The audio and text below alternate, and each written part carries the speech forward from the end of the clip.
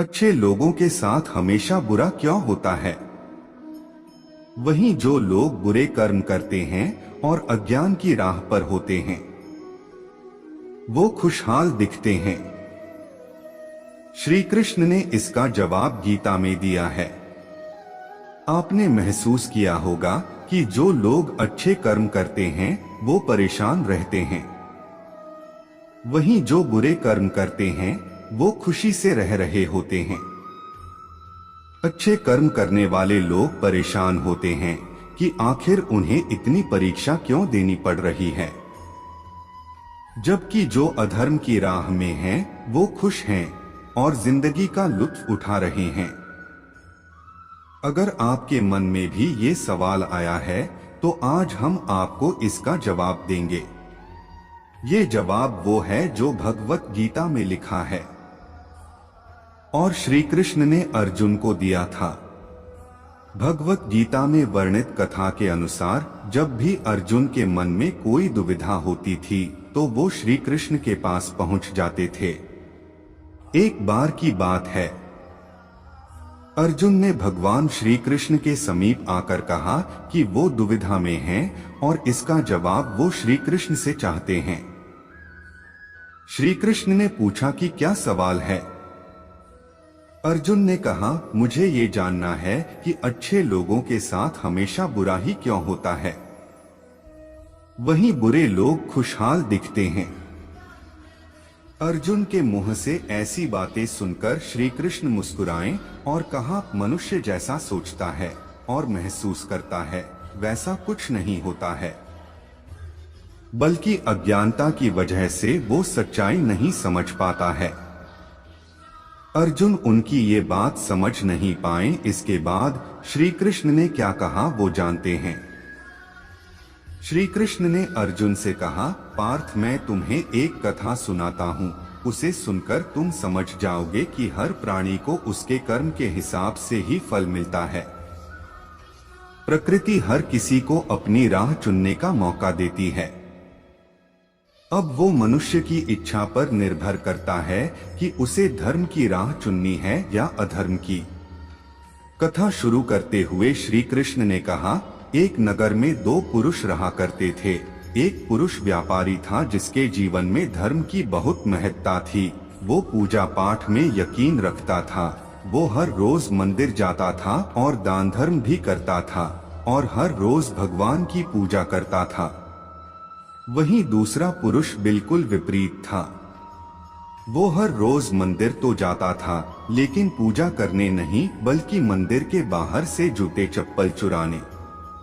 उसे दान और धर्म से कोई लेना देना नहीं था।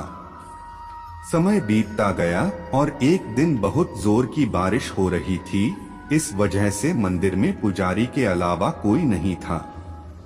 ये बात जब दूसरे पुरुष को पता चली तो उसने कहा कि ये सही मौका है मंदिर का धन चुराने का। पंडित से नजर बचाकर उसने मंदिर का सारा धन चुरा लिया। उसी समय धर्म कर्म में विश्वास रखने वाला व्यक्ति भी मंदिर पहुंचा। दुर्भाग्य से मंदिर के पुजारी ने उसे ही चोर समझ लिया और चिल्लाने लगे। वहां लोग एकत्र हो गए और उसे बहुत मारा। किसी तरह वो बचते बचाते वहां से निकला तो दुर्भाग्य ने उसका साथ वहां भी नहीं छोड़ा। मंदिर के बाहर वो एक गाड़ी से टकरा गया और घायल हो गया। फिर वो व्यापारी लंगड़ाते हुए घर जाने लगा तो रास्ते में उसकी मुलाकात उस पुरुष से हुई जिसने मंदिर से धन चुराया था। उसने कहा, आज तो मेरी किस्मत चमक गई, एक साथ इतना सारा धन मिल गया।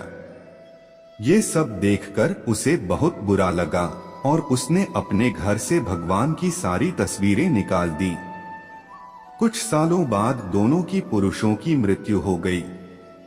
मरने के बाद जब दोनों यमराज की सभा में पहुंचे और भले पुरुष ने दूसरे व्यक्ति को देखा तो उसे बहुत गुस्सा आया।